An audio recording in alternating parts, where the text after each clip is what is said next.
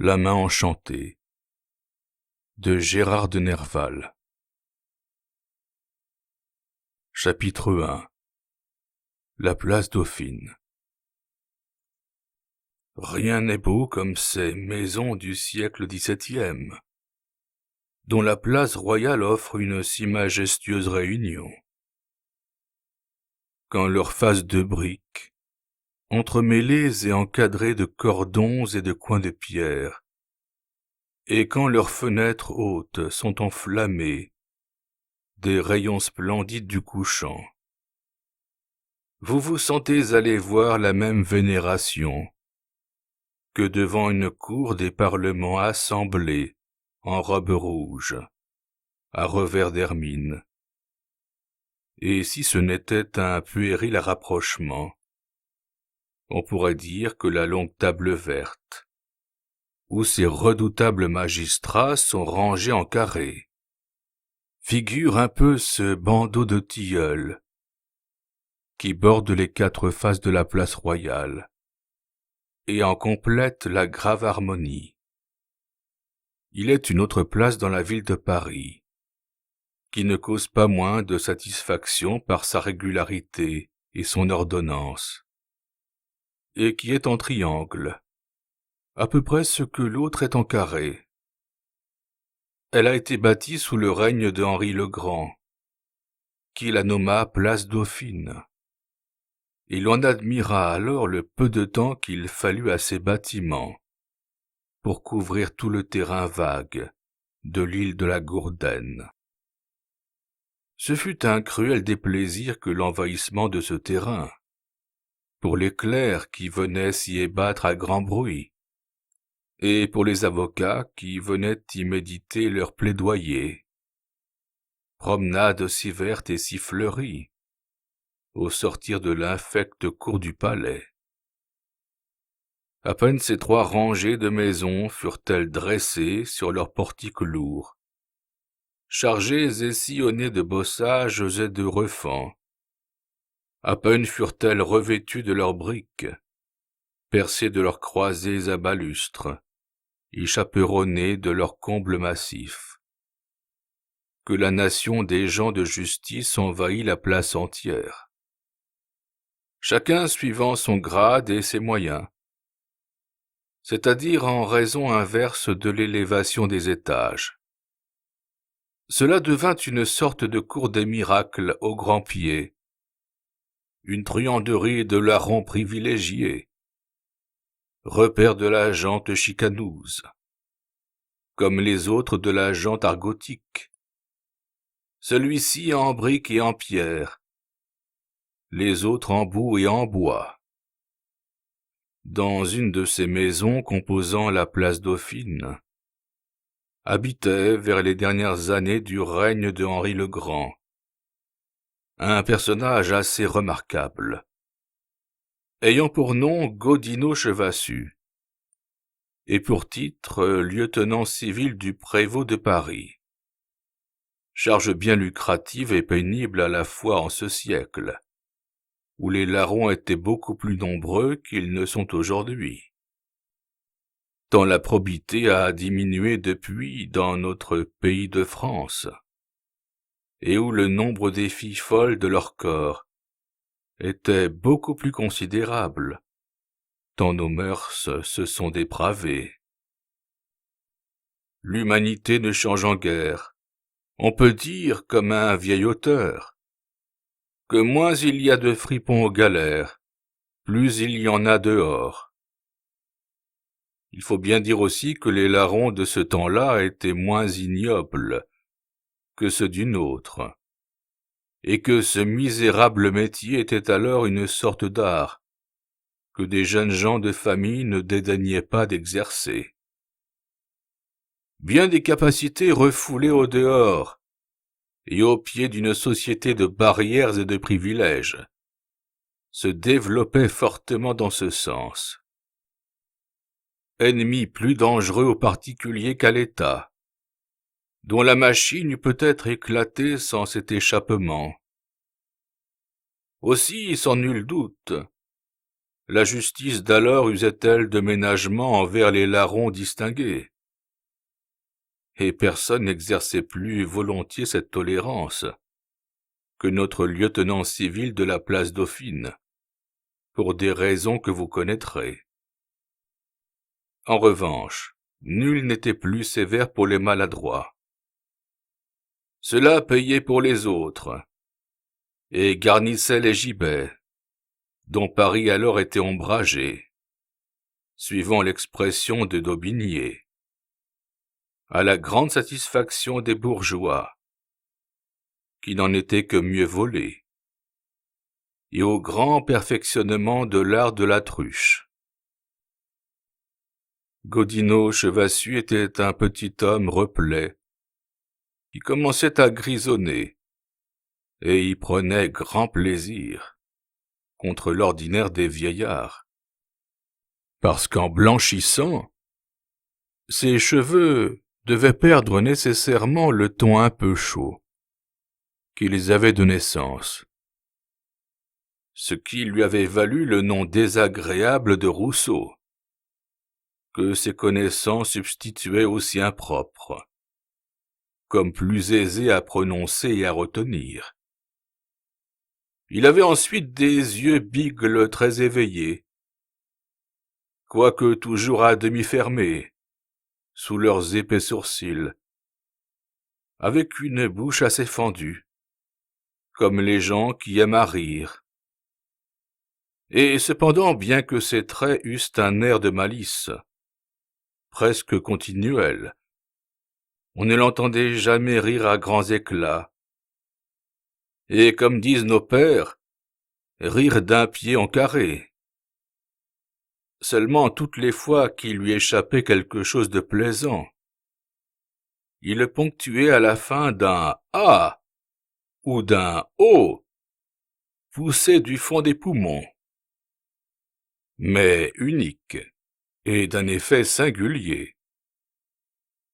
Et cela arrivait assez fréquemment, car notre magistrat aimait à hérisser sa conversation de pointe, d'équivoques et de propos gaillards, qu'il ne retenait pas même au tribunal.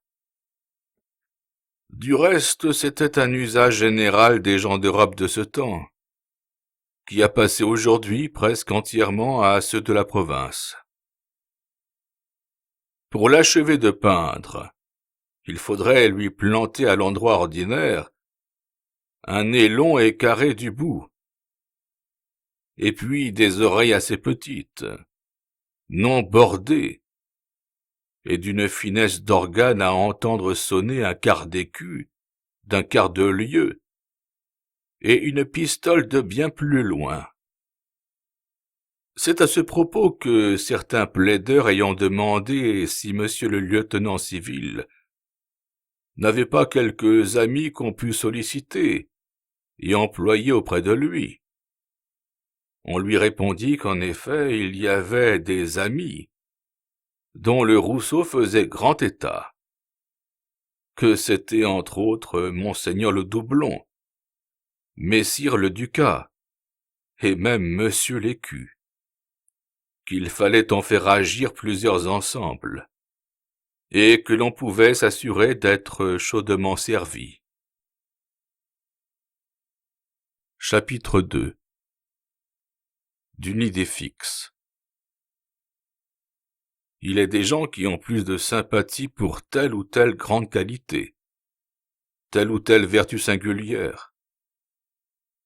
L'un fait plus d'estime de la magnanimité et du courage guerrier, et ne se plaît qu'au récit des beaux faits d'armes. Un autre place au-dessus de tout le génie, et les inventions des arts, des lettres ou de la science.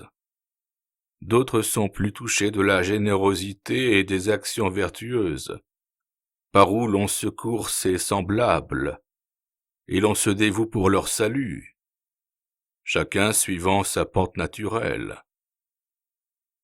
Mais le sentiment particulier de Gaudino Chevassus était le même que celui du savant Charles IX, à savoir que l'on ne peut établir aucune qualité au-dessus de l'esprit et de l'adresse, et que les gens qui en sont pourvus sont les seuls dignes en ce monde d'être admirés et honorés. Et nulle part il ne trouvait ces qualités plus brillantes et mieux développées que chez la grande nation des Tire-Laine, matois, coupeurs de bourse et bohèmes, dont la vie généreuse et les tours singuliers se déroulaient tous les jours devant lui, avec une variété inépuisable. Son héros favori était maître François Villon, parisien, célèbre dans l'art poétique, autant que dans l'art de la pince et du croc. Aussi l'Iliade avec l'Énéide, et le roman non moins admirable de Huon de Bordeaux.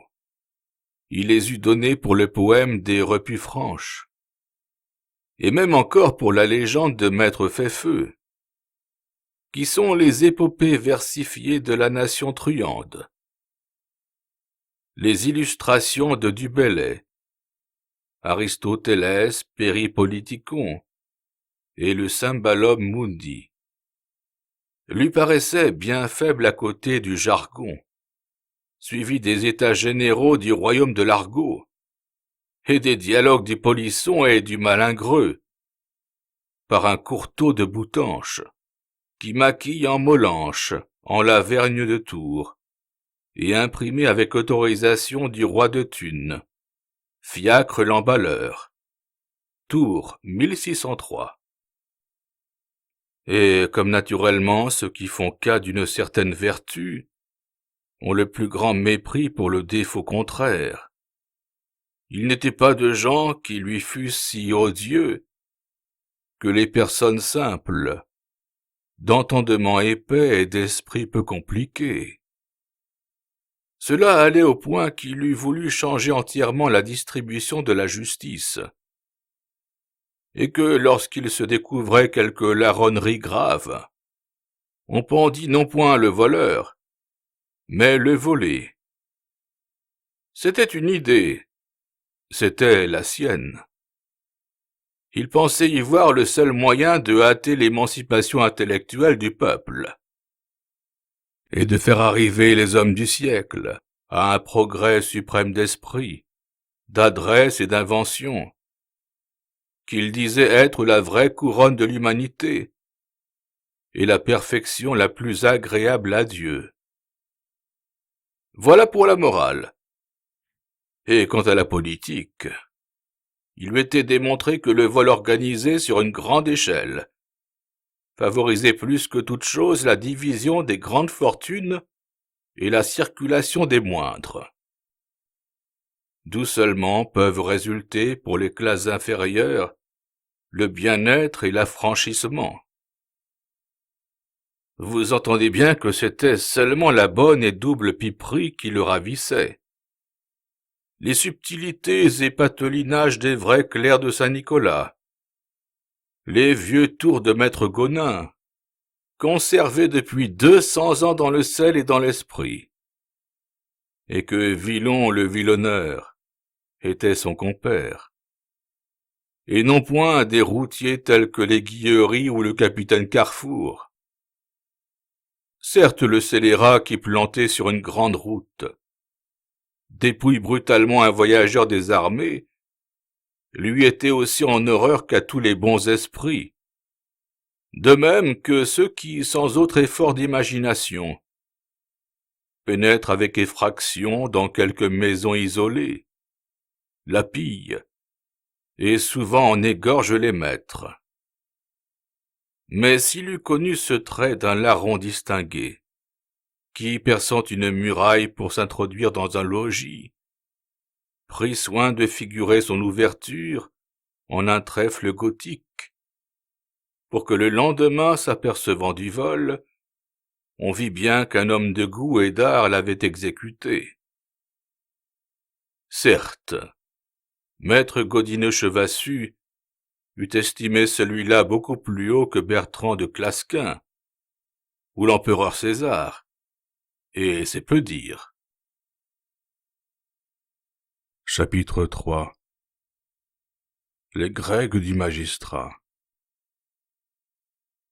Tout ceci étant déduit, je crois qu'il est l'heure de tirer la toile. Et, suivant l'usage de nos anciennes comédies, de donner un coup de pied par derrière à Mons, le prologue, qui devient outrageusement prolixe, au point que les chandelles ont été déjà 3 fois mouchées depuis son exorde. Qu'il se hâte donc de terminer comme Bruscambille, en conjurant les spectateurs de nettoyer les imperfections de son dire, avec les époussettes de leur humanité, et de recevoir un clistère d'excuses aux intestins de leur impatience. Et voilà qui est dit, et l'action va commencer. C'est dans une assez grande salle, sombre et boisée. Le vieux magistrat assis dans un large fauteuil sculpté, à pieds tortus, dont le dossier est vêtu de sa chemisette de damas à franges, essaye une paire de grègues bouffantes, toute neuve, que lui vient d'apporter Eustache Bouteroue, apprenti de maître Goubard, drapier chaussetier. Maître Chevassu, en nouant ses aiguillettes, se lève et se rassied successivement, adressant par intervalles la parole au jeune homme, qui, raide comme un saint de pierre, a pris place d'après son invitation, sur le coin d'un escabeau, et qui le regarde avec hésitation et timidité. Celles-là ont fait leur temps, dit-il en poussant du pied les vieilles grègues qu'il venait de quitter. Elles montraient la corde comme une ordonnance prohibitive de la prévôté. Et puis tous les morceaux se disaient adieu, un adieu déchirant. Le facétieux magistrat releva cependant encore l'ancien vêtement nécessaire pour y prendre sa bourse, dont il répandit quelques pièces dans sa main. « Il est sûr, poursuivit-il, que nous autres gens de loi faisons de nos vêtements un très durable usage, à cause de la robe sous laquelle nous les portons aussi longtemps que le tissu résiste, et que les coutures gardent leur sérieux. C'est pourquoi, et comme il faut que chacun vive, même les voleurs, et partant les drapiers chaussetiers, je ne réduirai rien des 6 écus que maître Goubard me demande. À quoi même j'ajoute généreusement un écu rogné pour le courteau de boutique, sous la condition qu'il ne le changera pas au rabais, mais le fera passer pour bon à quelque bellitre de bourgeois, déployant à cet effet toutes les ressources de son esprit. Sans cela, je garde le dit écu pour la quête de demain, dimanche, à Notre-Dame. Eustache Bouteroue prit les 6 écus, et l'écu rogné, en saluant bien bas. « Ça, mon gars, commence-t-on à mordre à la draperie? Sait-on bien gagner sur l'aunage, sur la coupe, et couler au chaland du vieux pour du neuf, du puce pour du noir? Soutenir enfin la vieille réputation des marchands au pilier des Halles? » Eustache leva les yeux vers le magistrat avec quelque terreur. Puis, supposant qu'il plaisantait, se mit à rire. Mais le magistrat ne plaisantait pas. « Je n'aime point, ajouta-t-il, la larronnerie des marchands. Le voleur vole et ne trompe pas. Le marchand vole et trompe. Un bon compagnon affilé du bec, et sachant son latin, achète une paire de grègues. Il débat longtemps son prix et finit par la payer 6 écus. Vient ensuite quelque honnête chrétien, de ce que les uns appellent un gonze, les autres un bon chaland.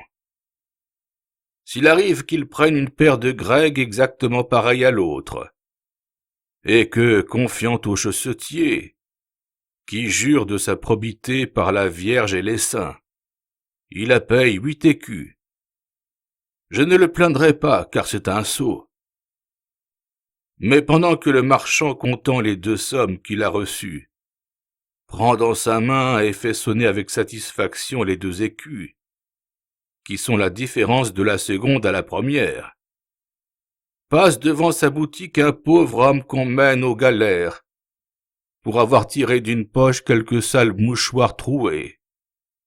« Voilà un grand scélérat !» s'écrie le marchand.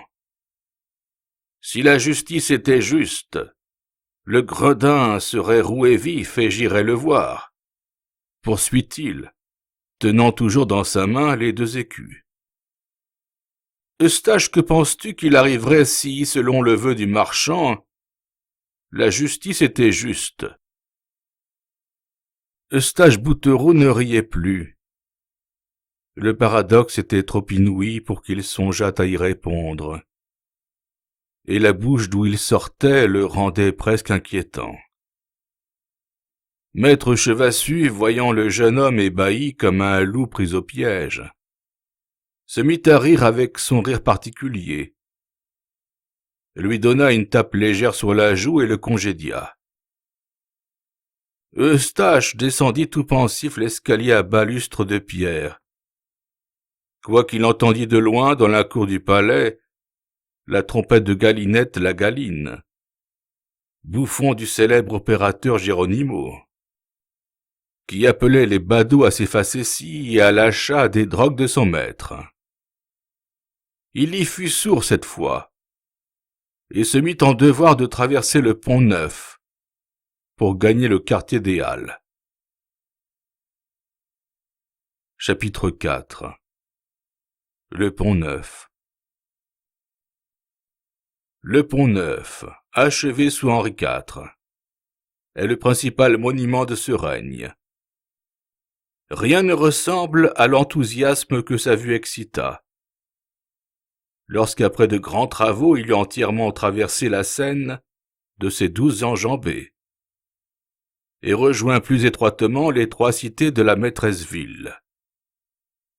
Aussi devint-il bientôt le rendez-vous de tous les oisifs parisiens, dont le nombre est grand, et partant de tous les jongleurs, vendeurs d'onguents et filous, dont les métiers sont mis en branle par la foule, comme un moulin par un courant d'eau. Quand Eustache sortit du triangle de la place Dauphine, le soleil dardait à plomb ses rayons poudreux sur le pont, et l'affluence y était grande.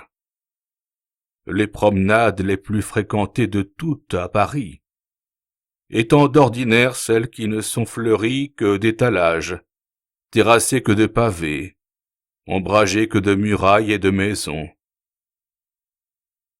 Eustache fendait à grande peine ce fleuve de peuple qui croisait l'autre fleuve et s'écoulait avec lenteur d'un bout à l'autre du pont, arrêté du moindre obstacle, comme des glaçons que l'eau charrie, formant de place en place 1000 tournants et 1000 remous, autour de quelques escamoteurs, chanteurs ou marchands prônant leurs denrées. Beaucoup s'arrêtaient le long des parapets, à voir passer les trains de bois sous les arches, circuler les bateaux, ou bien à contempler le magnifique point de vue qu'offrait la Seine, en aval du pont. La Seine côtoyant à droite la longue file des bâtiments du Louvre, à gauche le grand pré au clair, rayé de ses belles allées de tilleuls, encadré de ses saules gris et bourriffés, et de ses saules verts pleurant dans l'eau. Puis sur chaque bord la tour de Nesle et la tour de Bois, qui semblaient faire sentinelle aux portes de Paris, comme les géants des romans anciens. Tout à coup un grand bruit de pétards fit tourner vers un point unique les yeux des promeneurs et des observateurs, et annonça un spectacle digne de fixer l'attention. C'était au centre d'une de ces petites plateformes, en demi-lune, surmontées naguère encore de boutiques en pierre, et qui formaient alors des espaces vides au-dessus de chaque pile du pont, et en dehors de la chaussée. Un escamoteur s'y était établi. Il avait dressé une table et sur cette table se promenait un fort beau singe, en costume complet de diable, noir et rouge, avec la queue naturelle, et qui, sans la moindre timidité, tirait force pétards et soleils d'artifice, au grand dommage de toutes les barbes et les fraises, qui n'avaient pas élargi le cercle assez vite. Pour son maître, c'était une de ces figures du type bohémien, commun 100 ans avant, déjà rare alors, et aujourd'hui noyé et perdu dans la laideur et l'insignifiance de nos têtes bourgeoises. Un profil en fer de hache, front élevé mais droit, nez très long et très bossu, et cependant ne surplombant pas comme les nez romains, mais fort retroussé au contraire, et dépassant à peine de sa pointe la bouche aux lèvres minces très avancées, et le menton rentré. Puis des yeux longs et fendus obliquement sous leurs sourcils, dessinés comme un V, et de longs cheveux noirs complétant l'ensemble. Enfin, quelque chose de souple et de dégagé dans les gestes, et dans toute l'attitude du corps, témoignait un drôle adroit de ses membres, et brisé de bonheur à plusieurs métiers, et à beaucoup d'autres. Son habillement était un vieux costume de bouffon, qu'il portait avec dignité. Sa coiffure, un grand chapeau de feutre à large bord, extrêmement froissé et recroquevillé. Maître Gonin était le nom que tout le monde lui donnait, soit à cause de son habileté et de ses tours d'adresse, soit qu'il descendit effectivement de ce fameux jongleur qui fonda sous Charles VI, le théâtre des enfants sans souci, et porta le premier le titre de prince des sots, lequel, à l'époque de cette histoire, avait passé au seigneur d'Angoulevent, qui en soutint les prérogatives souveraines, jusque devant les parlements. Chapitre 5. La bonne aventure.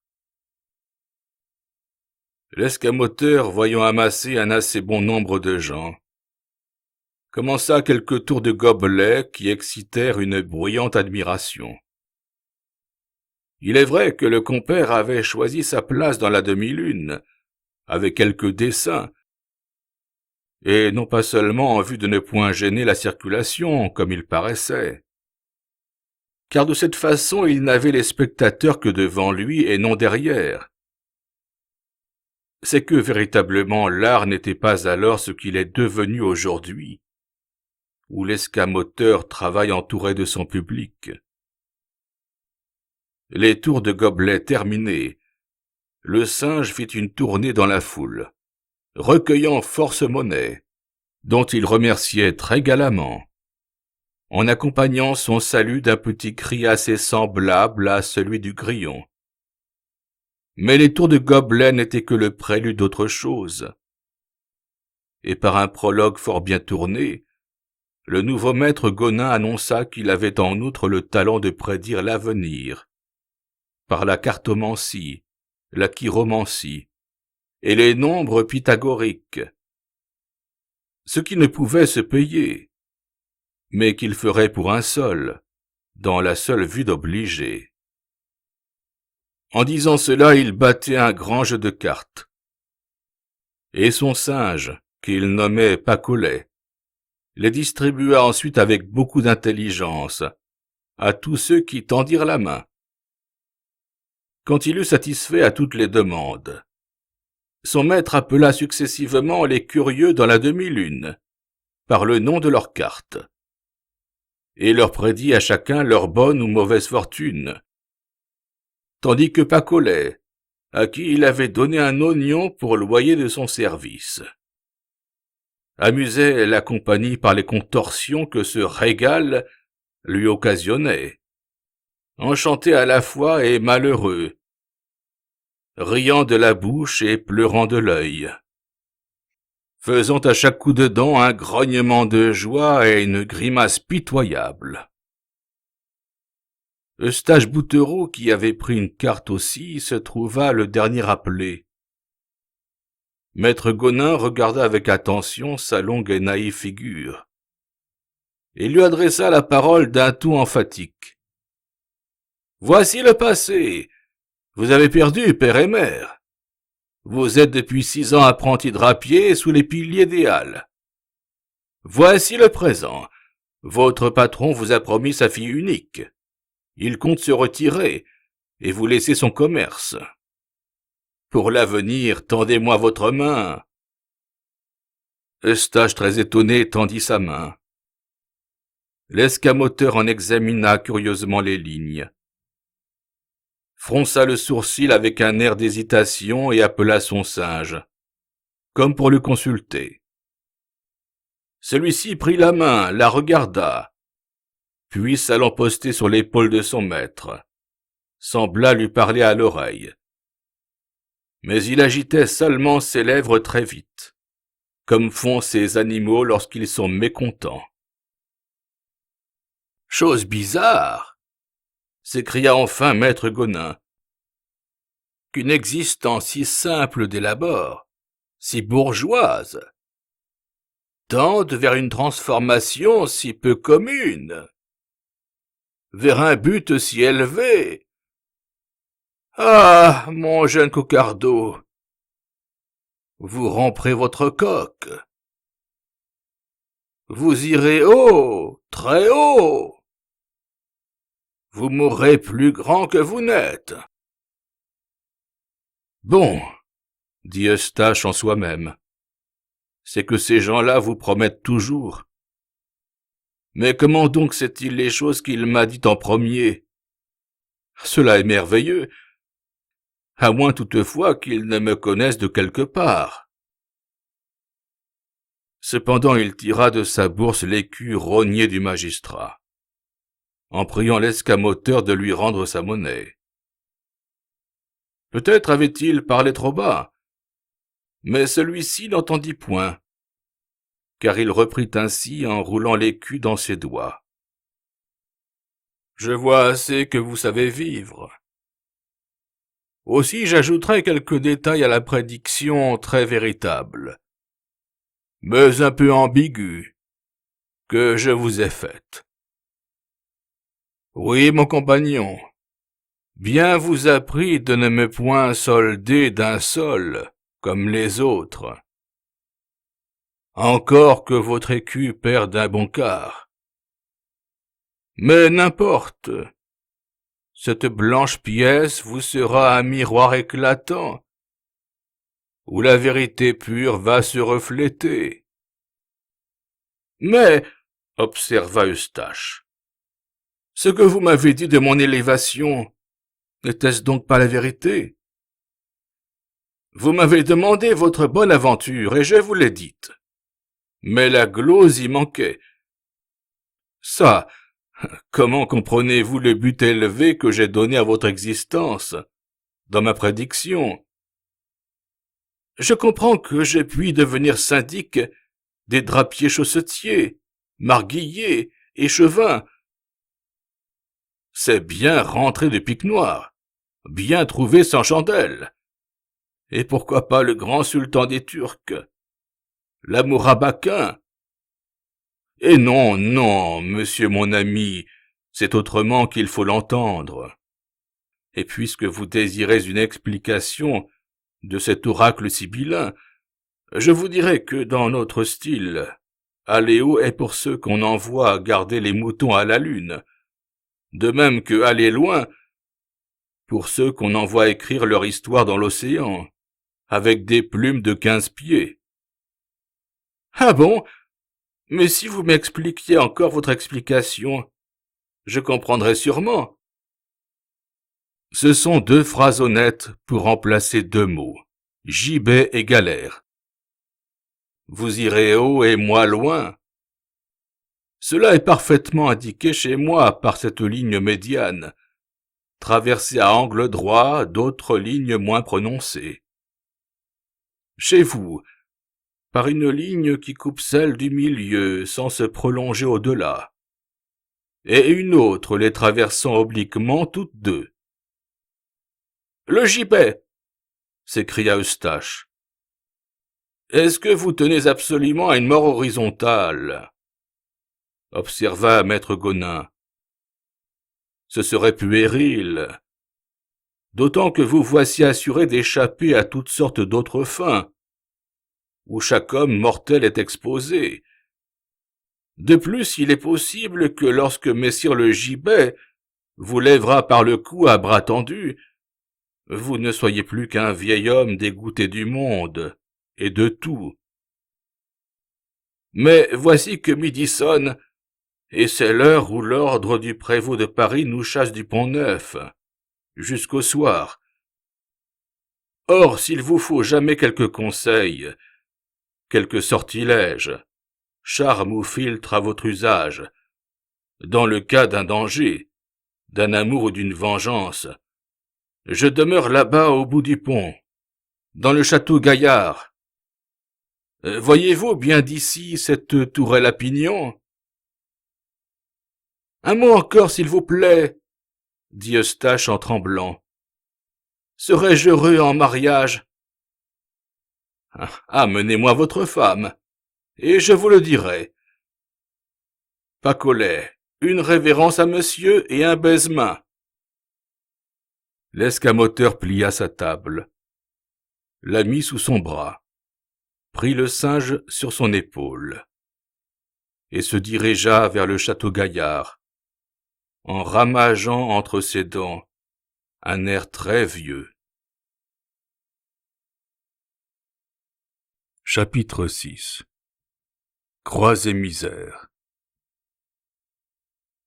Il est bien vrai que Eustache Bouteroux s'allait marier dans peu avec la fille du drapier chaussetier.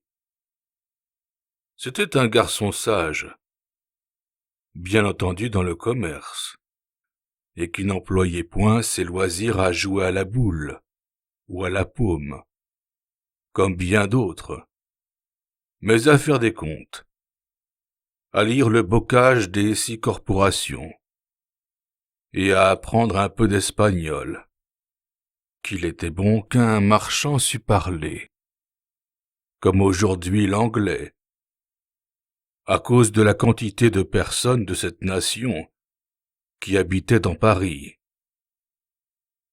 Maître Goubard s'étant donc en 6 années convaincu de la parfaite honnêteté et du caractère excellent de son commis, ayant de plus surpris entre sa fille et lui quelques penchants bien vertueux et bien sévèrement comprimés des deux parts, avait résolu de les unir à la Saint-Jean d'été et de se retirer ensuite à Laon en Picardie, où il avait du bien de famille. Eustache ne possédait cependant aucune fortune, mais l'usage n'était point alors général de marier un sac d'écus avec un sac d'écus. Les parents consultaient quelquefois le goût et la sympathie des futurs époux, et se donnaient la peine d'étudier longtemps le caractère, la conduite et la capacité des personnes qu'ils destinaient à leur alliance, bien différent des pères de famille d'aujourd'hui, qui exigent plus de garantie morale d'un domestique qu'ils prennent que d'un gendre futur. Or la prédiction du jongleur avait tellement condensé les idées assez peu fluides de l'apprenti drapier qu'il était demeuré tout étourdi au centre de la demi-lune, et n'entendait point les voix argentines qui babillaient dans les campaniles de la Samaritaine, et répétaient « midi, midi ». Mais à Paris, midi sonne pendant 1 heure, et l'horloge du Louvre prit bientôt la parole avec plus de solennité, puis celle des grands Augustins, puis celle du Châtelet. Si bien qu'Eustache, effrayé de se voir si fort en retard, se prit à courir de toutes ses forces, et en quelques minutes eut mis derrière lui les rues de la Monnaie, du Borel et Tirchap. Alors il ralentit son pas, et quand il eut tourné la rue de la Boucherie de Beauvais, son front s'éclaircit en découvrant les parapluies rouges du carreau des Halles, les tréteaux des enfants sans souci, l'échelle et la croix, et la jolie lanterne du pilori, coiffée de son toit en plomb. C'était sur cette place, sous un de ces parapluies, que sa future, Javotte Goubard, attendait son retour. La plupart des marchands aux piliers avaient ainsi un étalage sur le carreau des Halles, gardé par une personne de leur maison, et servant de succursale à leur boutique obscure. Javotte prenait place tous les matins à celui de son père, et tantôt assise au milieu des marchandises, elle travaillait à des nœuds d'aiguillettes. Tantôt elle se levait pour appeler les passants, les saisissait étroitement par le bras, et ne les lâchait guère, qu'ils n'eussent fait quelques achats. Ce qui ne l'empêchait pas d'être au demeurant la plus timide jeune fille qui jamais eût atteint l'âge d'un vieux bœuf, sans être encore mariée. Toute pleine de grâce, mignonne, blonde, grande et légèrement ployée en avant, comme la plupart des filles du commerce, dont la taille est élancée et frêle. Enfin, rougissant comme une fraise aux moindres paroles qu'elle disait, hors du service de l'étalage, tandis que sur ce point, elle ne le cédait à aucune marchande du carreau par le bagout et la platine, style commercial d'alors. À midi, Eustache venait d'ordinaire la remplacer sous le parapluie rouge, pendant qu'elle allait dîner à la boutique avec son père. C'était à ce devoir qu'il se rendait en ce moment, craignant fort que son retour n'eût impatienté Javotte. Mais d'aussi loin qu'il l'aperçut, elle lui parut très calme, le coude appuyé sur un rouleau de marchandises, et fort attentive à la conversation animée et bruyante d'un beau militaire, penché sur le même rouleau, et qui n'avait pas plus l'air d'un chaland que de toute autre chose que l'on pût s'imaginer. « C'est mon futur !»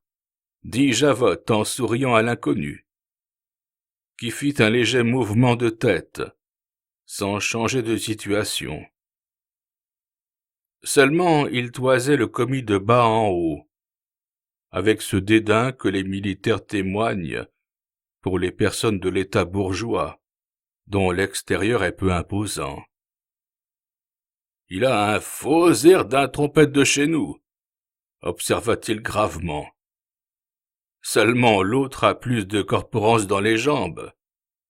Mais tu sais, Javotte, le trompette dans un escadron, c'est un peu moins qu'un cheval, et un peu plus qu'un chien. »« Voici mon neveu, » dit Javotte à Eustache, en ouvrant sur lui ses grands yeux bleus, avec un sourire de parfaite satisfaction.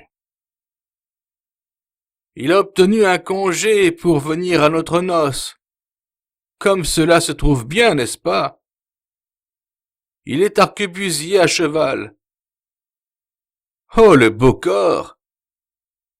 Si vous étiez vêtu comme cela, Eustache! Mais vous n'êtes pas assez grand, vous, ni assez fort. »« Et combien de temps? » dit timidement le jeune homme. « Monsieur nous fera-t-il cet avantage de demeurer à Paris? »« Cela dépend, » dit le militaire, en se redressant. après avoir fait attendre un peu sa réponse. On nous a envoyés dans le Berry pour exterminer les croquants. Et s'ils veulent rester tranquilles quelque temps encore, je vous donnerai un bon mois. Mais de toute façon, à la Saint-Martin, nous viendrons à Paris remplacer le régiment de M. Dumière. Et alors je pourrai vous voir tous les jours et indéfiniment. Eustache examinait l'arquebusier à cheval, tant qu'il pouvait le faire, sans rencontrer ses regards, et décidément, il le trouvait hors de toutes les proportions physiques qui conviennent à un neveu. Quand je dis tous les jours, reprit ce dernier, je me trompe, car il y a le jeudi la grande parade. Mais nous avons la soirée, et de fait, je pourrais toujours souper avec vous ces jours-là. Est-ce qu'il compte y dîner les autres? Pensa Eustache. Mais vous ne m'aviez point dit, demoiselle Goubard, que monsieur votre neveu était si bel homme. Oh oui, comme il l'a renforcé. Dame, c'est que voilà 7 ans que nous ne l'avions vu, ce pauvre Joseph. Et depuis ce temps-là, il a passé bien de l'eau sous le pont. Et à lui bien du vin sous le nez, pensa le commis, ébloui de la face resplendissante de son neveu futur. On ne se met pas la figure en couleur avec de l'eau rougie. Et les bouteilles de maître Goubard vont danser le branle des morts avant la noce, et peut-être après. Allons dîner, papa doit s'impatienter, dit Javotte en sortant de sa place. Ah, je vais donc te donner le bras, Joseph. Dire qu'autrefois j'étais la plus grande, quand j'avais 12 ans, et toi 10. On m'appelait la maman. Mais comme je vais être fier au bras d'un arquebusier, tu me conduiras promener, n'est-ce pas?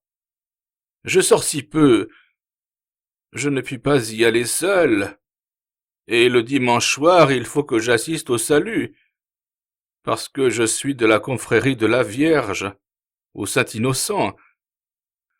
Je tiens un ruban du guidon. Ce caquetage de jeune fille, coupé à temps égaux par le pas sonnant du cavalier, cette forme gracieuse et légère, qui sautillait enlacée à cette autre massive et raide, se perdirent bientôt dans l'ombre sourde des piliers qui bordent la rue de la Tonnellerie, et ne laissèrent aux yeux d'Eustache qu'un brouillard, et à ses oreilles qu'un bourdonnement. Chapitre 7. Misères et croix. Nous avons jusqu'ici emboîté le pas à cette action bourgeoise, sans guère mettre à la compter plus de temps qu'elle n'en a mis à se poursuivre. Et maintenant, malgré notre respect, ou plutôt notre profonde estime, pour l'observation des unités dans le roman même, nous nous voyons contraints de faire à l'une des trois un saut de quelques journées. Les tribulations d'Eustache, relativement à son neveu futur, seraient peut-être assez curieuses à rapporter, mais elles furent cependant moins amères qu'on ne le pourrait juger, d'après l'exposition. Eustache fut bientôt rassuré à l'endroit de sa fiancée. Javotte n'avait fait véritablement que garder une impression un peu trop fraîche de ses souvenirs d'enfance, qui, dans une vie si peu accidentée que la sienne, prenait une importance démesurée. Elle n'avait vu tout d'abord dans l'arquebusier à cheval que l'enfant joyeux et bruyant, autrefois le compagnon de ses jeux. Mais elle ne tarda pas à s'apercevoir que cet enfant avait grandi, qu'il avait pris d'autres allures, et elle devint plus réservée à son égard. Quant aux militaires, à part quelques familiarités d'habitude, il ne faisait point paraître envers sa jeune tante de blâmables intentions. Il était même de ces gens assez nombreux, à qui les honnêtes femmes inspirent peu de désir, et pour le présent il disait, comme Tabarin, que la bouteille était sa mie. Les 3 premiers jours de son arrivée, il n'avait pas quitté Javotte, et même il la conduisait le soir au cours la Reine, accompagné seulement de la grosse servante de la maison, au grand déplaisir d'Eustache. Mais cela ne dura point. Il ne tarda pas à s'ennuyer de sa compagnie, et prit l'habitude de sortir seul tout le jour, ayant, il est vrai, l'attention de rentrer aux heures de repas. La seule chose donc qui inquiéta le futur époux, c'était de voir ce parent si bien établi dans la maison, qui allait devenir sienne après la noce, qu'il ne paraissait pas facile de l'en évincer avec douceur, tant il semblait tous les jours s'y emboîter plus solidement. Pourtant il n'était neveu de Javotte que par alliance, étant né seulement d'une fille que feu l'épouse de maître Goubard avait eue d'un premier mariage. Mais comment lui faire comprendre qu'il tendait à s'exagérer l'importance des liens de famille, et qu'il avait, à l'égard des droits et des privilèges de la parenté, des idées trop larges, trop arrêtées, et en quelque sorte trop patriarcales. Cependant, il était probable que bientôt il sentirait de lui-même son indiscrétion, et Eustache se vit obligé de prendre patience, ainsi que les dames de Fontainebleau, quand la cour est à Paris, comme dit le proverbe. Mais la noce faite et parfaite ne changea rien aux habitudes de l'arquebusier à cheval, qui même fit espérer qu'il pourrait obtenir, grâce à la tranquillité des croquants, de rester à Paris jusqu'à l'arrivée de son corps. Eustache tenta quelques allusions épigrammatiques sur ce que certaines gens prenaient des boutiques pour des hôtelleries, et bien d'autres qui ne furent point saisies, ou qui parurent faibles. Du reste, il n'osait encore en parler ouvertement à sa femme et à son beau-père, ne voulant pas se donner, dès les premiers jours de son mariage, une couleur d'homme intéressé, lui qui leur devait tout. Avec cela, la compagnie du soldat n'avait rien de bien divertissant.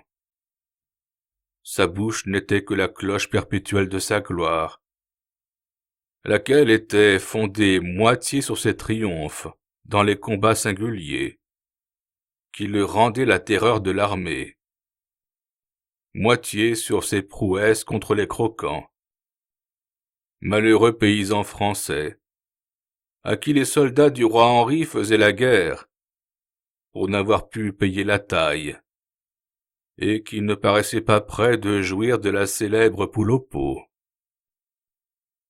Ce caractère de vanterie excessive était alors assez commun, ainsi qu'on le voit par les types des taille-bras et des capitaines matamores, reproduits sans cesse dans les pièces comiques de l'époque, et doit, je pense, être attribué à l'irruption victorieuse de la Gascogne dans Paris, à la suite du Navarois. Ce travers s'affaiblit bientôt en s'élargissant, et quelques années après, le baron de Feneste en fit le portrait déjà bien adouci, mais d'un comique plus parfait. Et enfin, la comédie du menteur le montra en 1662, réduit à des proportions presque communes. Mais ce qui, dans les façons du militaire, choquait le plus le bon Eustache, C'était une tendance perpétuelle à le traiter en petit garçon, à mettre en lumière les côtés peu favorables de sa physionomie, et enfin à lui donner en toute occasion vis-à-vis de Javotte une couleur ridicule, fort désavantageuse dans ses premiers jours où un nouveau marié a besoin de s'établir sur un pied respectable et de prendre position pour l'avenir. Ajoutez aussi qu'il fallait peu de choses pour froisser l'amour-propre tout neuf, et tout raide encore, d'un homme établi en boutique, patenté et assermenté. Une dernière tribulation ne tarda pas à combler la mesure. Comme Eustache allait faire partie du guet des métiers, et qu'il ne voulait pas, comme l'honnête maître Goubard, faire son service en habit bourgeois, et avec une hallebarde prêtée par le cartonnier. Il avait acheté une épée à coquille, qui n'avait plus de coquille, une salade et un aubergeon en cuivre rouge, que menaçait déjà le marteau d'un chaudronnier, et ayant passé 3 jours à les nettoyer et à les fourbir, il parvint à leur donner un certain lustre qu'il n'avait pas avant. Mais quand il s'en revêtit, et qu'il se promena fièrement dans sa boutique, en demandant s'il avait bonne grâce à porter le harnois, l'arquebusier se prit à rire comme un tas de mouches au soleil, et l'assura qu'il avait l'air d'avoir sur lui sa batterie de cuisine. Chapitre 8. La chiquenaude. Tout étant disposé de la sorte, il arriva qu'un soir, c'était le 12 ou le 13, un jeudi toujours, Eustache ferma sa boutique de bonne heure, chose qu'il ne se fût pas permise sans l'absence de maître Goubard, qui était parti l'avant-veille pour voir son bien en Picardie, parce qu'il comptait y aller demeurer 3 mois plus tard, quand son successeur serait solidement établi en son lieu, et posséderait pleinement la confiance des pratiques et des autres marchands. Or l'arquebusier, revenant ce soir-là, comme de coutume, trouva la porte close et les lumières éteintes. Cela l'étonna beaucoup, la guerre n'étant pas sonnée au Châtelet. Et comme il ne rentrait point d'ordinaire sans être un peu animé par le vin, sa contrariété se produisit par un gros jurement, qui fit tressaillir Eustache dans son entresol, où il n'était pas couché encore, s'effrayant déjà de l'audace de sa résolution. « Oh là, hé !» cria l'autre, en donnant un coup de pied dans la porte. « C'est donc ce soir fête. C'est donc la Saint-Michel, la fête des drapiers, des tire-laines et des vide-goussets. » Et il tambourinait du poing sur la devanture. Mais cela ne produisit pas plus d'effet que s'il eût pilé de l'eau dans un mortier. « Oui, mon oncle et ma tante. Voulez-vous donc me faire coucher en plein vent sur le grès, au risque d'être gâté par les chiens et les autres bêtes? Oh là, hé, diantre, sois des parents. Ils en sont corbleu capables. Et la nature donc manant. Oh oh, descends vitement, bourgeois. C'est de l'argent qu'on t'apporte. Le cancre te vienne, vilain maroufle. » Toute cette harangue du pauvre neveu n'émouvait aucunement le visage de bois de la porte. Il usait à rien ses paroles, comme le vénérable Bède, prêchant à un tas de pierres. Mais quand les portes sont sourdes, les fenêtres ne sont pas aveugles, et il y a un moyen fort simple de leur éclaircir le regard. Le soldat se fit tout d'un coup ce raisonnement. il sortit de la galerie sombre des piliers, se recula jusqu'au milieu de la rue de la Tonnellerie, et ramassant à ses pieds un tesson, l'adressa si bien qu'il éborgna l'une des petites fenêtres de l'entresol. C'est un incident à quoi Eustache n'avait nullement songé. Un point d'interrogation formidable à cette question, où se résumait tout le monologue du militaire. Pourquoi donc n'ouvre-t-on pas la porte? Eustache prit subitement une résolution.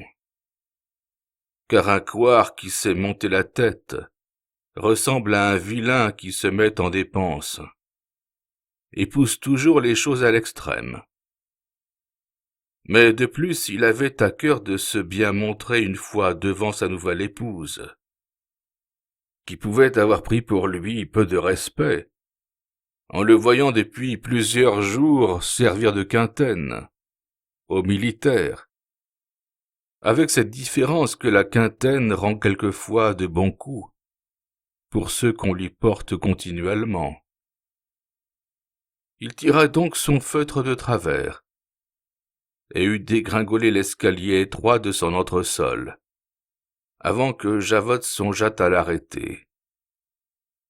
Il décrocha sa rapière en passant dans l'arrière-boutique, et seulement quand il sentit dans sa main brûlante le froid de la poignée de cuivre, il s'arrêta un instant, et ne chemina plus qu'avec des pieds de plomb vers sa porte, dont il tenait la clé de l'autre main.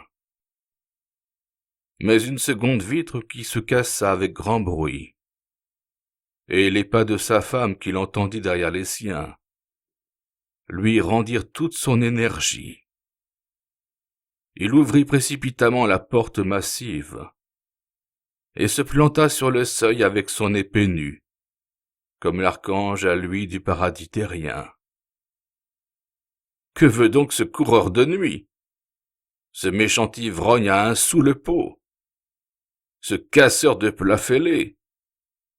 Cria-t-il d'un ton qui eût été tremblant, pour peu qu'il eût pris 2 notes plus bas. Est-ce de la façon qu'on se comporte avec les gens honnêtes? Ça, tournez-nous les talons sans retard et vous en allez dormir sous les charniers avec vos pareils. Ou j'appelle mes voisins et les gens du guet pour vous prendre.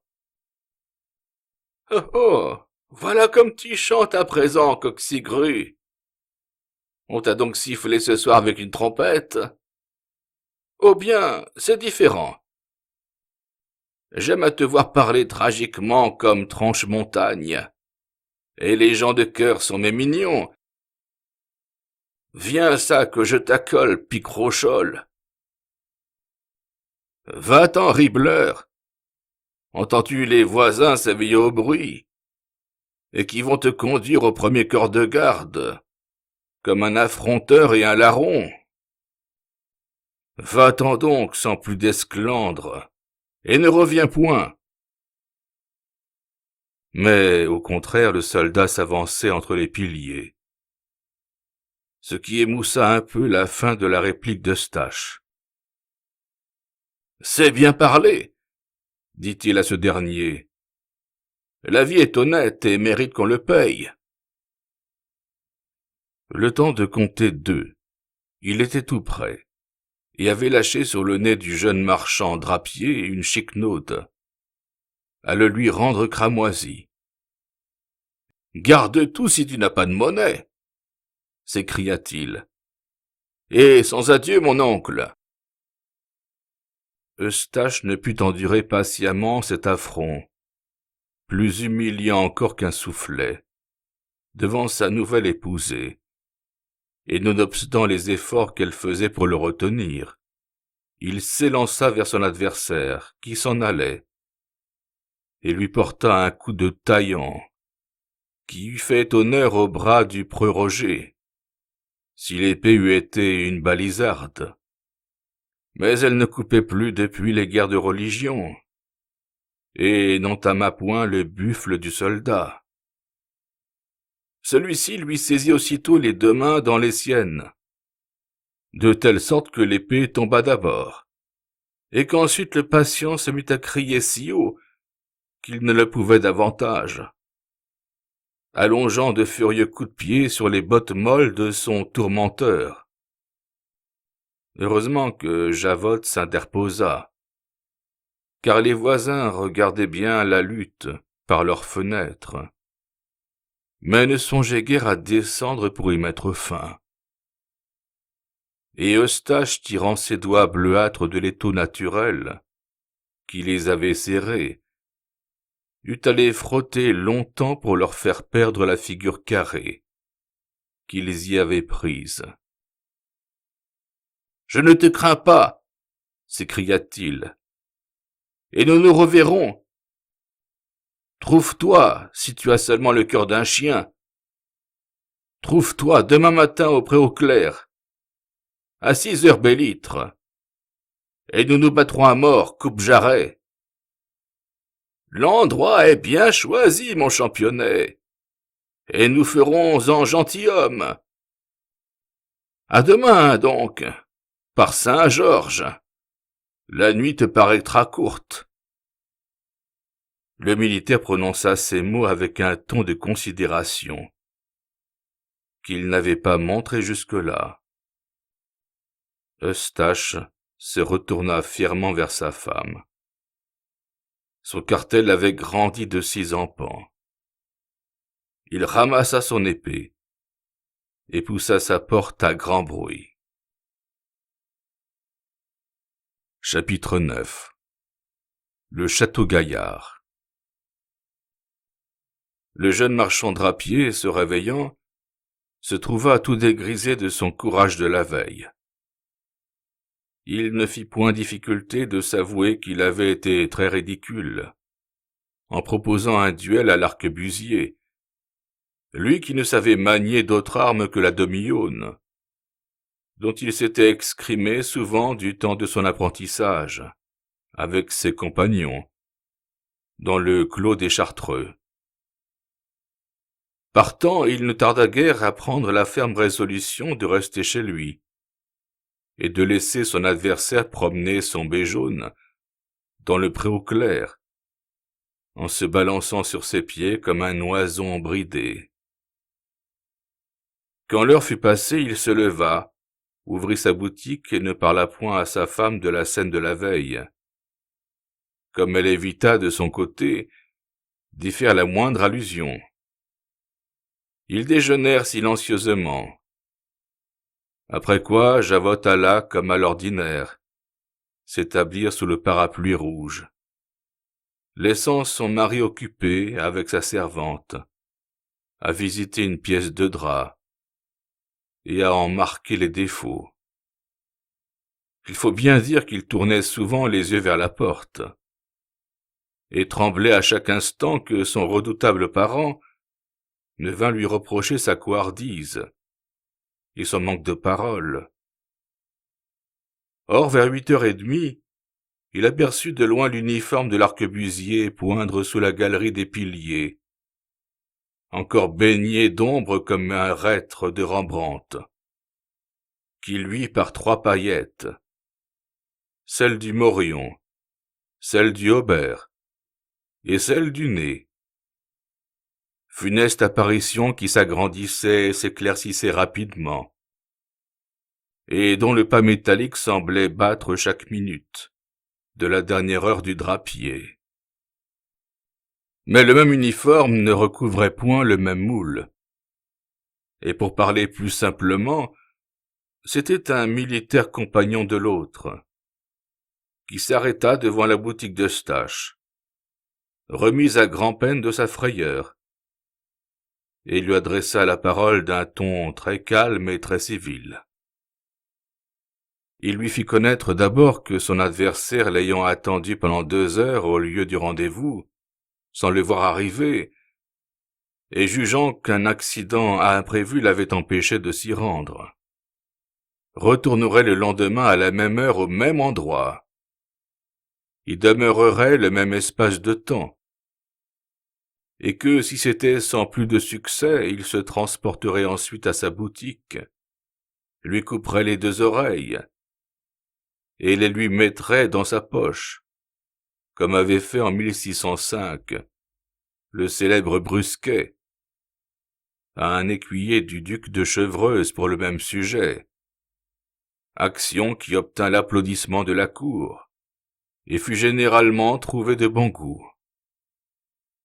Eustache répondit à cela que son adversaire faisait tort à son courage, par une menace pareille, et qu'il aurait à lui rendre raison doublement. Il ajouta que l'obstacle ne venait point d'une autre cause que de ce qu'il n'avait pu trouver encore quelqu'un pour lui servir de second. L'autre parut satisfait de cette explication, et voulut bien instruire le marchand qu'il trouverait d'excellents seconds sur le Pont-Neuf, devant la Samaritaine, où il se promenait d'ordinaire. Gens qui n'avaient point d'autre profession, et qui pour un écu se chargeaient d'embrasser la querelle de qui que ce fût, et même d'apporter des épées. Après ces observations, il fit un salut profond et se retira. Eustache, resté seul, se mit à songer, et demeura longtemps dans cet état de perplexité. Son esprit fourchait à 3 résolutions principales. Tantôt il voulait donner avis au lieutenant civil de l'importunité du militaire et de ses menaces, et lui demander l'autorisation de porter des armes pour sa défense. Mais cela aboutissait toujours à un combat. Ou bien il se décidait à se rendre sur le terrain en avertissant les sergents, de façon qu'ils arrivassent au moment même où le duel commencerait. Mais il pouvait arriver quand il serait fini. Enfin, il songeait aussi à s'en aller consulter le bohémien du Pont-Neuf. Et c'est à cela qu'il se résolut en dernier lieu. À midi, la servante remplaça sous le parapluie rouge Javotte, qui vint dîner avec son mari. Celui-ci ne lui parla point pendant le repas de la visite qu'il avait reçue. Mais il la pria ensuite de garder la boutique pendant qu'il irait faire l'article chez un gentilhomme nouvellement arrivé, et qui voulait se faire habiller. Il prit en effet son sac d'échantillons et se dirigea vers le Pont-Neuf. Le château Gaillard, situé au bord de l'eau, à l'extrémité méridionale du pont, était un petit bâtiment surmonté d'une tour ronde, qui avait servi de prison dans son temps, mais qui maintenant commençait à se ruiner et se crevasser, et n'était guère habitable que pour ceux qui n'avaient point d'autre asile. Eustache, après avoir marché quelque temps d'un pas mal assuré, parmi les pierres dont le sol était couvert, rencontra une petite porte au centre de laquelle une souris chauve était clouée. Il y frappa doucement, et le singe de maître Gonin lui ouvrit aussitôt en levant un loquet, service auquel il était dressé, comme le sont quelquefois les chats domestiques. L'escamoteur était à une table et lisait. Il se retourna gravement et fit signe au jeune homme de s'asseoir sur un escabeau. Quand celui-ci lui eut conté son aventure, il l'assura que c'était la chose du monde la moins fâcheuse, mais qu'il avait bien fait de s'adresser à lui. « C'est un charme que vous demandez, » ajouta-t-il. « Un charme magique pour vaincre votre adversaire à coup sûr. N'est-ce pas cela qu'il vous faut ? » « Oui, si cela se peut. Bien que tout le monde se mêle d'en composer, vous n'en trouverez nulle part d'aussi assuré que les miens. Encore ne sont-ils pas, comme d'aucuns, formés par art diabolique. Mais ils résultent d'une science approfondie de la blanche magie, et ne peuvent en aucune façon compromettre le salut de l'âme. »« Bon cela, » dit Eustache. Autrement, je me garderais d'en user. Mais combien coûte votre œuvre magique? Car encore faut-il que je sache si je la pourrais payer. Songez que c'est la vie que vous achetez là, et la gloire encore par-dessus. Ce point convenu, pensez-vous que pour ces deux choses excellentes, on puisse exiger moins que 100 écus? 100 diables pour t'emporter! Grommela Eustache, dont la figure s'obscurcit. C'est plus que je ne possède. Et que me sera la vie sans pain et la gloire sans habit? Encore peut-être est-ce là une fausse promesse de charlatan dont on leurre les personnes crédules. Vous ne payerez qu'après. C'est quelque chose. Enfin, quel gage en voulez-vous? Votre main seulement. Eh bien, donc, mais je suis un grand fat d'écouter vos sornettes. Ne m'avez-vous pas prédit que je finirais par la harte? Sans doute, et je ne m'en dédis point. Or donc, si cela est, qu'ai-je donc à redouter de ce duel? Rien, sinon quelques estocades et estafilades, pour ouvrir à votre âme les portes plus grandes. Après cela, vous serez ramassé et hissé néanmoins à la demi-croix, haut et court, mort ou vif, comme l'ordonnance le porte, et ainsi votre destinée se verra accomplie. Comprenez-vous cela? Le drapier comprit tellement qu'il s'empressa d'offrir sa main à l'escamoteur, en forme de consentement, lui demandant 10 jours pour trouver la somme, à quoi l'autre s'accorda après avoir noté sur le mur le jour fixe de l'échéance. Ensuite il prit le livre du grand Albert, commenté par Corneille Agrippa et l'abbé Trithème, l'ouvrit à l'article des combats singuliers, et pour assurer davantage Eustache que son opération n'aurait rien de diabolique, lui dit qu'il pourrait cependant réciter ses prières, sans crainte d'y apporter aucun obstacle. Il leva alors le couvercle d'un bahut, en tira un pot de terre non vernissée, et y fit le mélange de divers ingrédients, qui paraissaient lui être indiqués par son livre, en prononçant à voix basse une sorte d'incantation. Quand il eut fini, il prit la main droite d'Eustache, qui de l'autre faisait le signe de la croix, et éloignit jusqu'au poignet de la mixtion qu'il venait de composer. Ensuite il tira encore du bahut un flacon très vieux et très gras, et le renversant lentement, répandit quelques gouttes sur le dos de la main, en prononçant des mots latins qui se rapprochaient de la formule que les prêtres emploient pour le baptême. Alors seulement Eustache ressentit dans tout le bras une sorte de commotion électrique, qui l'effraya beaucoup. Sa main lui sembla comme engourdie. Et cependant, chose bien étrange, elle se tordit, et s'allongea plusieurs fois à faire craquer ses articulations, comme un animal qui s'éveille.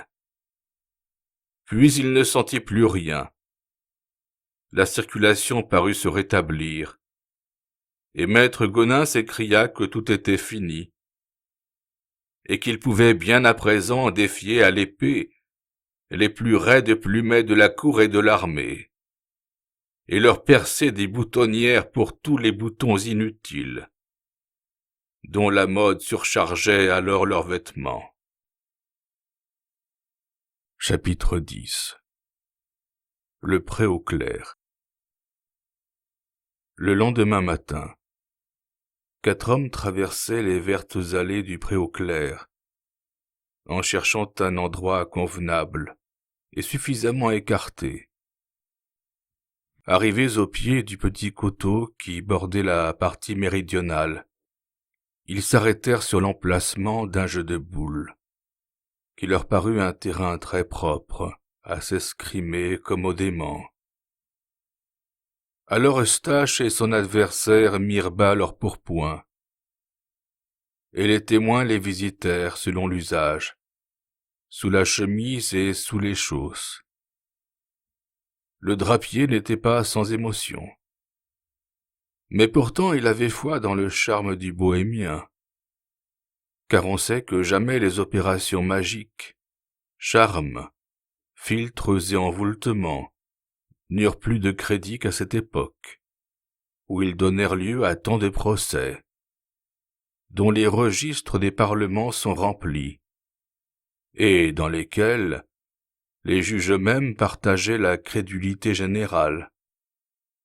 Le témoin d'Eustache, qu'il avait pris sur le Pont-Neuf et payé un écu, salua l'ami de l'arquebusier, et lui demanda s'il était dans l'intention de se battre aussi.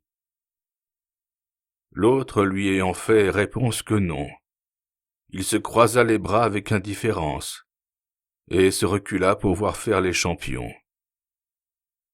Le drapier ne put se garder d'un certain mal de cœur, quand son adversaire lui fit le salut d'armes, qu'il ne rendit point. Il demeurait immobile, tenant son épée devant lui comme un cierge, et si mal planté sur ses jambes, que le militaire qui au fond n'avait pas le cœur mauvais, se promit bien de ne lui faire qu'une égratignure. Mais à peine les rapières se furent-elles touchées, qu'Eustache s'aperçut que sa main entraînait son bras en avant, et se démenait d'une rude façon. Pour mieux dire, il ne la sentait plus que par le tiraillement puissant qu'elle exerçait sur les muscles de son bras. Ses mouvements avaient une force et une élasticité prodigieuses, que l'on pourrait comparer à celle d'un ressort d'acier. Aussi le militaire eut-il le poignet presque faussé, en parant le coup de tierce. Mais le coup de quarte envoya son épée à 10 pas, tandis que celle d'Eustache, sans se reprendre et du même mouvement dont elle était lancée, lui traversa le cœur si violemment que la coquille s'imprima sur sa poitrine. Eustache, qui ne s'était pas fendu, et que la main avait entraîné par une secousse imprévue, se fut brisé la tête en tombant de toute sa longueur, si elle n'eût porté sur le ventre de son adversaire. « Tudieu, quel poignet !» s'écria le témoin du soldat. « Ce gars-là en remontrerait au chevalier Torchen. Il n'a pas la grâce pour lui, ni le physique. Mais pour la raideur du bras, c'est pire qu'un arc du pays de Galles. » Cependant, Eustache s'était relevé avec l'aide de son témoin, et demeura un instant absorbé par ce qui venait de se passer. Mais quand il put distinguer clairement l'arquebusier étendu à ses pieds, et que l'épée fixait en terre, comme un crapaud cloué dans un cercle magique, il se prit à fuir de telle sorte qu'il oublia sur l'herbe son pourpoint des dimanches, tailladé et garni de passements de soie. Or, comme le soldat était bien mort, les 2 seconds n'avaient rien à gagner en restant sur le terrain, et ils s'éloignaient rapidement. Ils avaient fait une centaine de pas, quand celui d'Eustache s'écria en se frappant le front. « Et mon épée que j'avais prêtée, et que j'oublie !» Il laissa l'autre poursuivre son chemin, et revenu au lieu du combat, se mit à retourner curieusement les poches du mort, où il ne trouva que des dés, un bout de ficelle, et un jeu de tarot sale et écorné. « Floutière ! Et puis, floutière ! Murmura-t-il. Encore un marpeau qui n'a ni michon ni toquante. Le glier t'entrôle.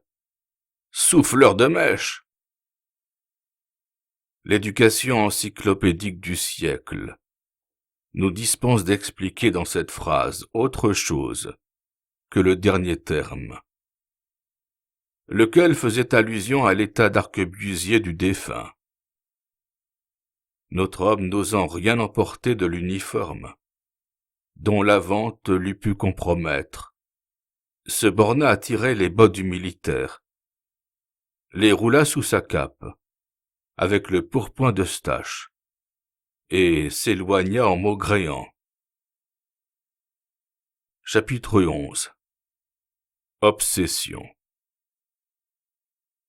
Le drapier fut plusieurs jours sans sortir de chez lui, le cœur navré de cette mort tragique, qu'il avait causée pour des offenses assez légères, et par un moyen condamnable et damnable, en ce monde comme en l'autre.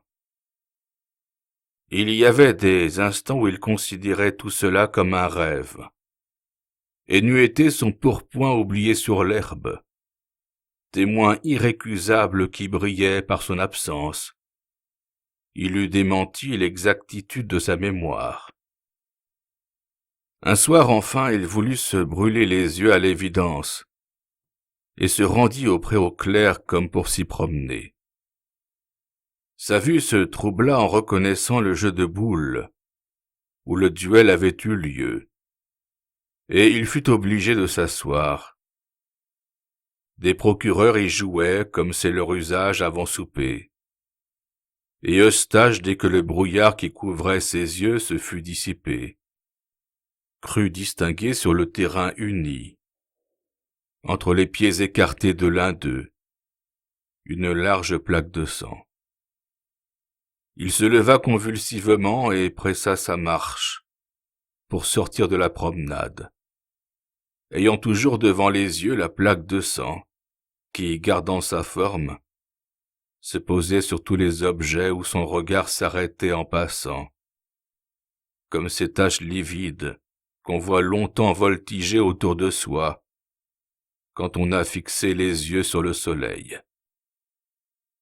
En revenant chez lui, il crut s'apercevoir qu'on l'avait suivi. Alors seulement il songea que des gens de l'hôtel de la reine Marguerite, devant lequel il avait passé l'autre matin, et ce soir-là même, l'avaient peut-être reconnu. Et quoique les lois sur le duel ne fussent point à cette époque exécutées à la rigueur, il réfléchit qu'on pouvait fort bien juger à propos de faire pendre un mauvais marchand, pour l'enseignement des gens de cour, auxquels on n'osait point alors s'attaquer comme on le fit plus tard. Ces pensées et plusieurs autres lui procurèrent une nuit fort agitée. Il ne pouvait fermer l'œil un instant sans voir 1000 gibets lui montrer les poings, de chacun desquels pendait au bout d'une corde un mort qui se tordait de rire horriblement, ou un squelette dont les côtes se dessinaient avec netteté sur la face large de la lune. Mais une idée heureuse vint balayer toutes ces visions fourchues. Eustache se ressouvint du lieutenant civil, vieille pratique de son beau-père, et qui lui avait déjà fait un accueil assez bienveillant.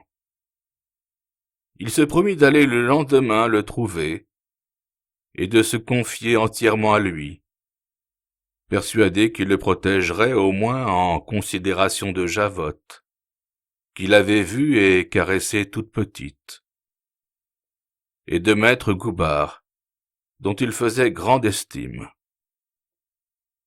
Le pauvre marchand s'endormit enfin, et reposa jusqu'au matin sur l'oreiller de cette bonne résolution. Le lendemain, vers 9 heures, il frappait à la porte du magistrat.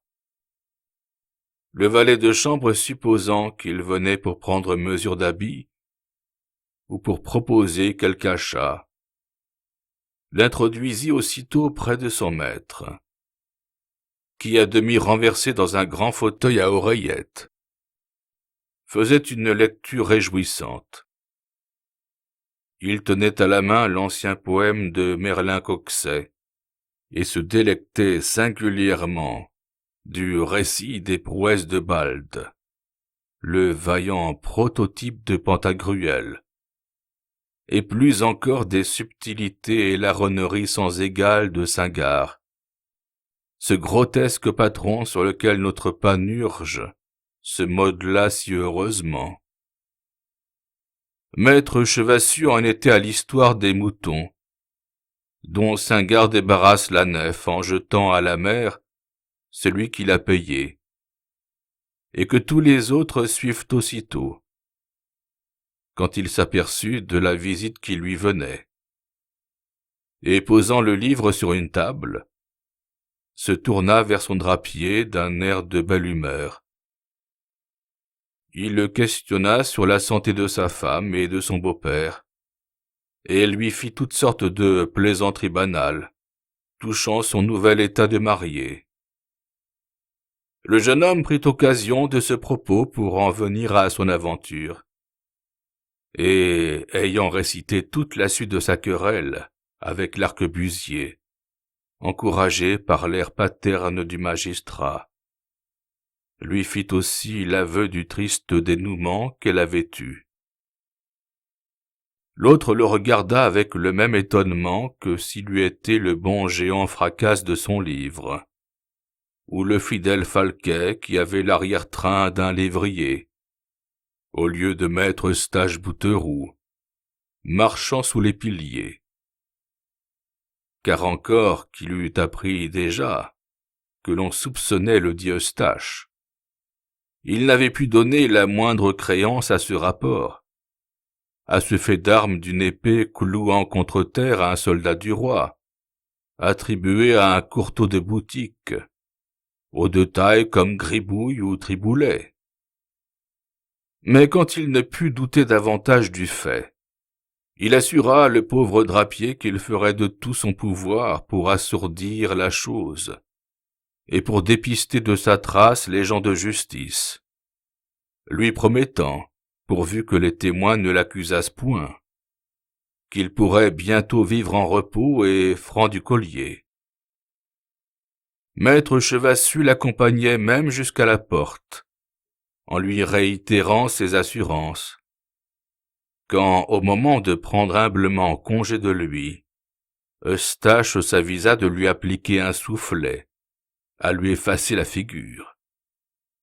Un glorieux soufflet, qui fit au magistrat une face mi-partie de rouge et de bleu, comme l'écusson de Paris, de quoi il demeura plus étonné qu'un fondeur de cloches, ouvrant la bouche d'un pied ou de deux, et aussi incapable de parler qu'un poisson privé de sa langue. Le pauvre Eustache fut si épouvanté de cette action qu'il se précipita aux pieds de maître Chevassu et lui demanda pardon de son irrévérence, avec les termes les plus suppliants et les plus piteuses protestations, jurant que c'était quelque mouvement convulsif imprévu, où sa volonté n'entrait pour rien, et dont il espérait miséricorde de lui, comme du bon Dieu. Le vieillard le releva, plus étonné que colère, mais à peine fut-il sur ses pieds qu'il donna du revers de sa main, sur l'autre joue, un pendant à l'autre soufflet, tel que les 5 doigts y imprimèrent un bon creux, où l'on aurait pu les mouler. Pour cette fois, cela devenait insupportable, et maître Chevassu courut à sa sonnette, pour appeler ses gens. Mais le drapier le poursuivit, continuant la danse, ce qui formait une scène singulière, parce qu'à chaque maître soufflet, dont il gratifiait son protecteur, le malheureux se confondait en excuses larmoyantes et en supplications étouffées, dont le contraste avec son action était des plus réjouissants. Mais enfin cherchait-il à s'arrêter dans les élans où sa main l'entraînait. Il semblait un enfant qui tient un grand oiseau par une corde attachée à sa patte. l'oiseau tire par tous les coins de sa chambre l'enfant effrayé, qui n'ose le laisser envoler, et qui n'a point la force de l'arrêter. Ainsi le malencontreux Eustache était tiré par sa main à la poursuite du lieutenant civil, qui tournait autour des tables et des chaises, et sonnait et criait, outré de rage et de souffrance. Enfin les valets entrèrent, s'emparèrent d'Eustache Bouteroue, et le jetèrent à bas, étouffant et défaillant. Maître Chevassus, qui ne croyait guère à la magie blanche, ne devait penser autre chose, sinon qu'il avait été joué et maltraité par le jeune homme, pour quelque raison qu'il ne pouvait s'expliquer.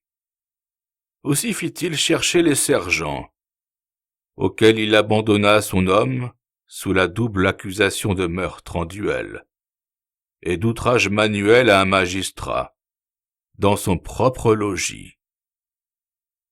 Eustache ne sortit de sa défaillance qu'au grincement des verrous, ouvrant le cachot qu'on lui destinait.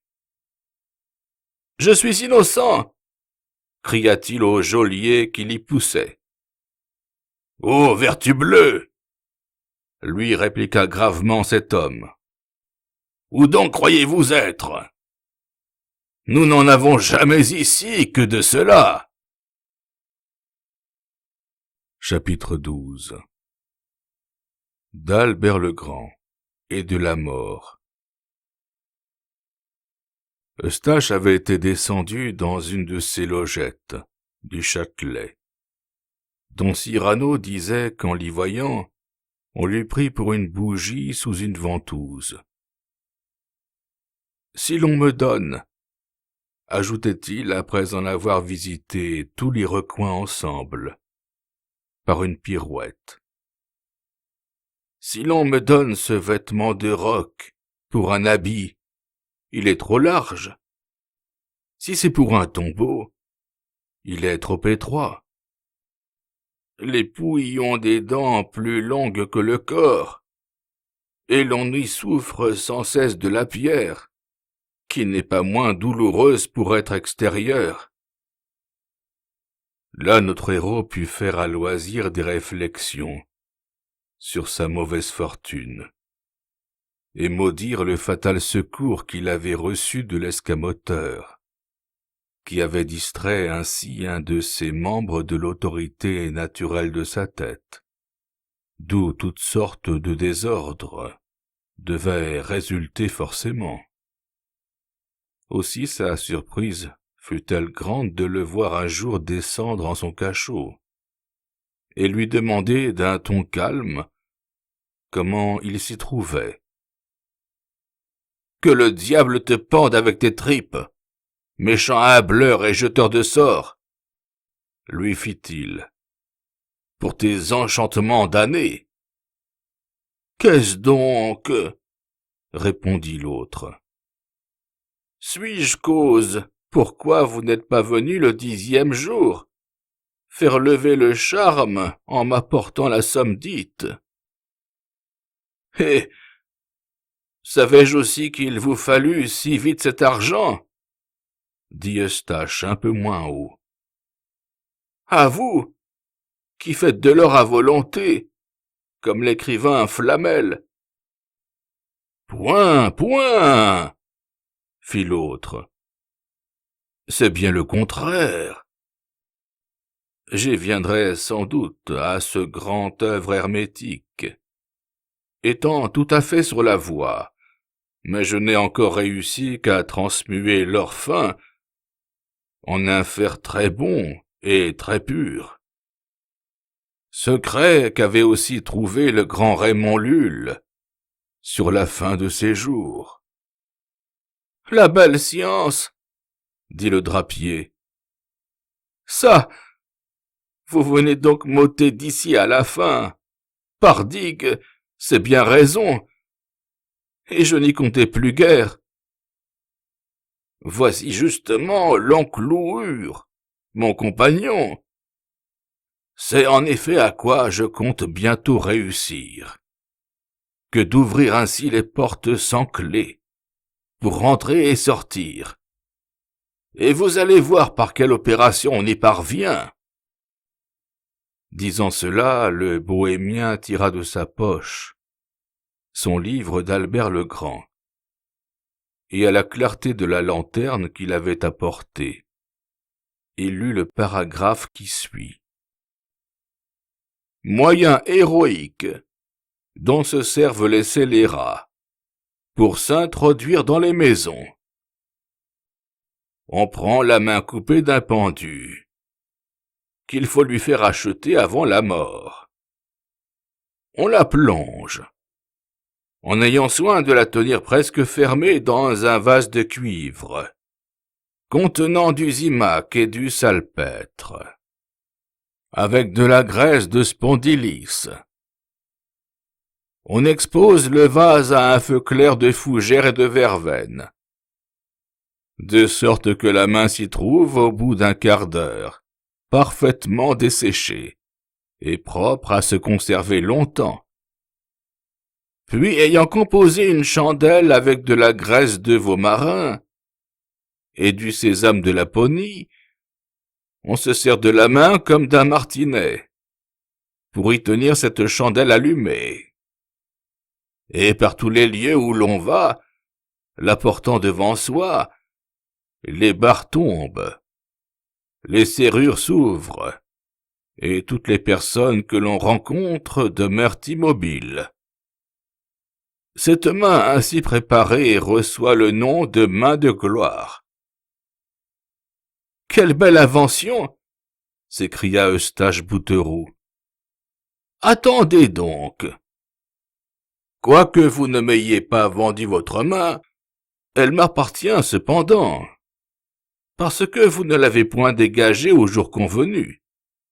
Et la preuve de cela est qu'une fois l'échéance passée, elle s'est conduite par l'esprit dont elle est possédée, de façon à ce que je puisse en jouir au plus tôt. Demain le Parlement vous jugera à la harte. Après-demain la sentence s'accomplira. Et le soir même je cueillerai ce fruit tant convoité, et l'accommoderai de la manière qu'il faut. »« Nom d'A !» s'écria Eustache. « Et je veux dès demain dire à messieurs tout le mystère. »« Ah, c'est bon, faites cela. Et seulement vous serez brûlés vifs, pour avoir usé de magie, ce qui vous habituera par avance à la broche de monsieur le diable. Mais ceci même ne sera point, car votre horoscope porte la harte, et rien ne peut vous en distraire. » Alors le misérable Eustache se mit à crier si fort et à pleurer si chaudement que c'était grande pitié. « Eh là là, mon ami cher !» lui dit doucement maître Gonin. « Pourquoi se bander ainsi contre la destinée ? » ?»«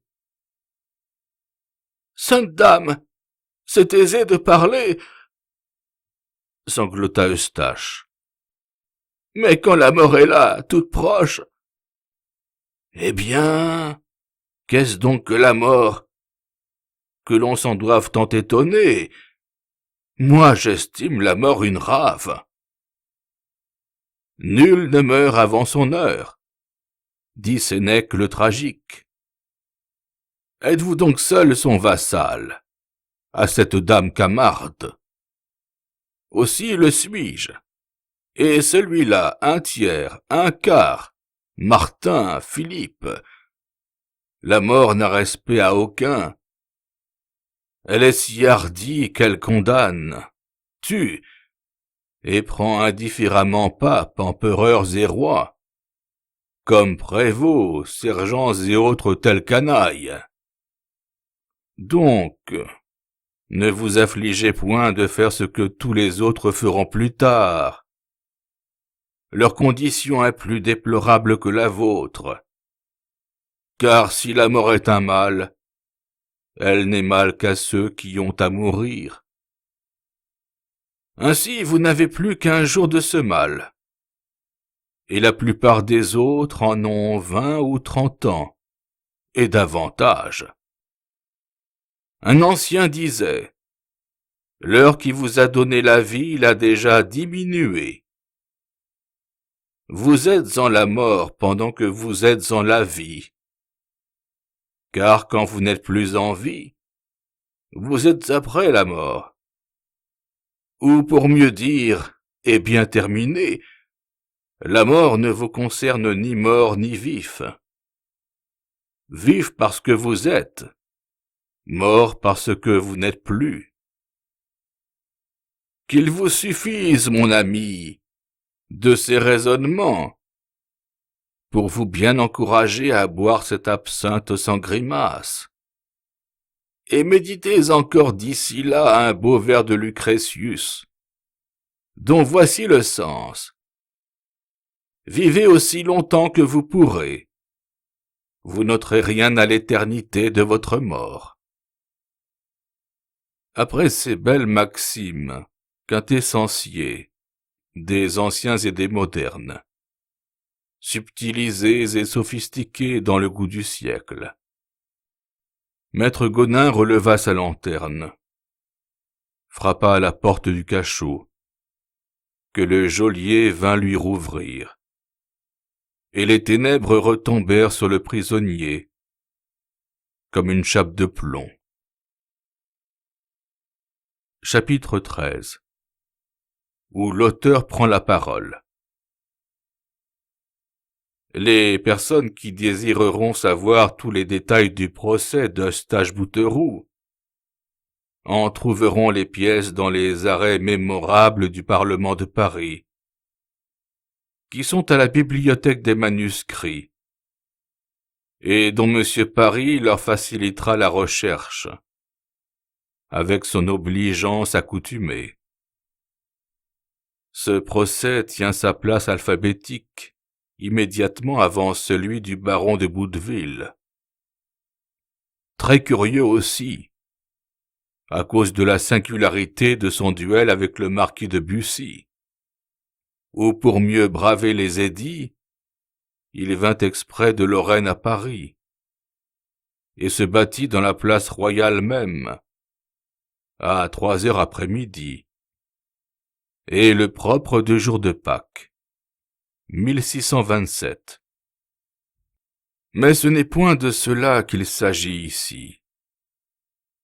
Dans le procès d'Eustache-Bouteroue, il n'est question que du duel et des outrages au lieutenant civil, et non du charme magique qui causa tout ce désordre.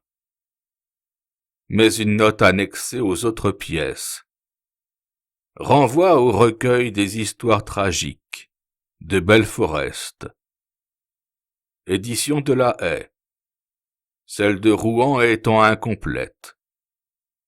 Et c'est là que se trouvent encore les détails qui nous restent à donner sur cette aventure, que Belforest intitule assez heureusement « La main possédée ».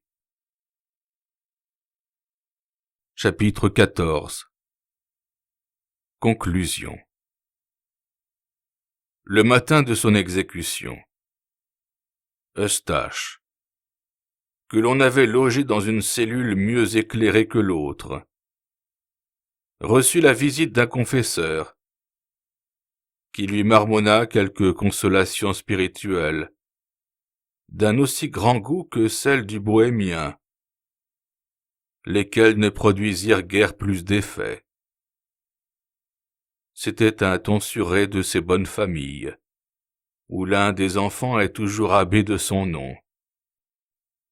Il avait un rabat brodé, la barbe cirée et tordue en pointe de fuseau, et une paire de moustaches, de celles qu'on nomme crocs, troussées très galamment.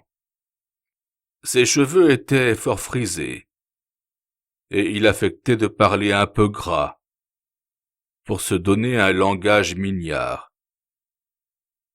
Eustache, le voyant si léger et si pimpant, n'eut point le cœur de lui avouer toute sa coulpe, et se confia en ses propres prières pour en obtenir le pardon. Le prêtre lui donna l'absolution, et pour passer le temps, comme il fallait qu'il demeurât jusqu'à 2 heures auprès du condamné, lui présenta un livre intitulé « Les pleurs de l'âme pénitente » ou « Le retour du pécheur vers son Dieu ».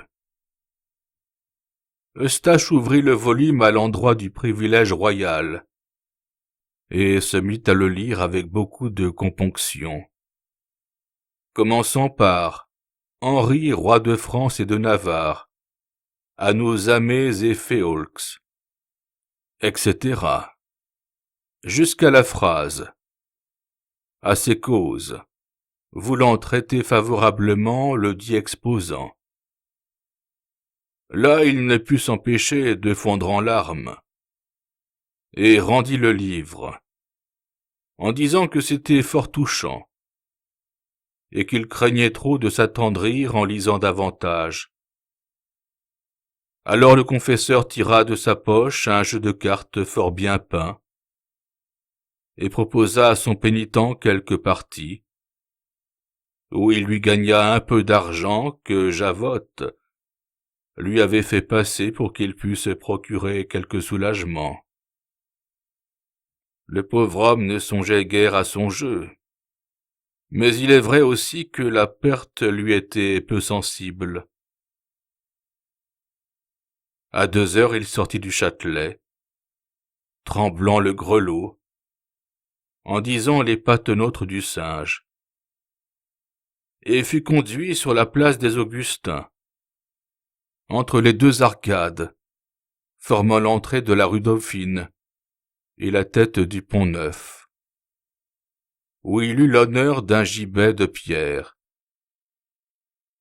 Il montra assez de fermeté sur l'échelle, car beaucoup de gens le regardaient, cette place d'exécution étant une des plus fréquentées. Seulement, comme pour faire ce grand saut sur rien, on prend le plus de champ que l'on peut, dans le moment où l'exécuteur s'apprêtait à lui passer la corde au cou, avec autant de cérémonie que si ce fût la toison d'or. Car ces sortes de personnes, exerçant leur profession devant le public, mettent d'ordinaire beaucoup d'adresse, et même de grâce, dans les choses qu'ils font. Eustache le pria de vouloir bien arrêter un instant, qu'il eût débridé encore 2 oraisons à Saint-Ignace et à Saint-Louis de Gonzague, qu'il avait entre tous les autres saints, réservé pour les derniers, comme n'ayant été béatifiés que cette même année 1609. Mais cet homme lui fit réponse que le public, qui était là, avait ses affaires, et qu'il était malséant de le faire attendre autant pour un si petit spectacle qu'une simple pendaison. La corde qu'il serrait cependant, en le poussant hors de l'échelle, coupa en 2 la répartie d'Eustache. On assure que lorsque tout semblait terminé, et que l'exécuteur s'allait retirer chez lui, Maître Gonin se montra à l'une des embrasures du château Gaillard, qui donnait du côté de la place. Aussitôt, bien que le corps du drapier fût parfaitement lâche et inanimé, son bras se leva, et sa main s'agita joyeusement, comme la queue d'un chien qui revoit son maître. Cela fit naître dans la foule un long cri de surprise, et ceux qui étaient déjà en marche pour s'en retourner revinrent en grande hâte, comme des gens qui ont cru la pièce finie, tandis qu'il reste encore un acte. L'exécuteur replanta son échelle, tâta au pied du pendu derrière les chevilles. Le pouls ne battait plus. il coupa une artère. Le sang ne jaillit point, et le bras continuait cependant ses mouvements désordonnés. L'homme rouge ne s'étonnait pas de peu. Il se mit en devoir de remonter sur les épaules de son sujet, au grand huée des assistants. Mais la main traita son visage bourgeonné avec la même irrévérence qu'elle avait montrée à l'égard de maître Chevassu, si bien que cet homme tira, en jurant Dieu, un large couteau qu'il portait toujours sous ses vêtements, et en 2 coups abattit la main possédée. Elle fit un bond prodigieux, et tomba sanglante au milieu de la foule, qui se divisa avec frayeur. Alors, faisant encore plusieurs bonds par l'élasticité de ses doigts, et comme chacun lui ouvrait un large passage, elle se trouva bientôt au pied de la tourelle du château Gaillard. Puis, s'accrochant encore par ses doigts comme un crabe aux aspérités et aux fentes de la muraille, elle monta ainsi jusqu'à l'embrasure, où le bohémien l'attendait. Belforest s'arrête à cette conclusion singulière et termine en ces termes. Cette aventure à noter, commenter et illustrer, fit pendant longtemps l'entretien des belles compagnies, comme aussi du populaire, toujours avide des récits bizarres et surnaturels. Mais c'est peut-être encore une de ces baies bonnes, pour amuser les enfants autour du feu, et qui ne doivent pas être adoptées légèrement par des personnes graves et de sens rassis.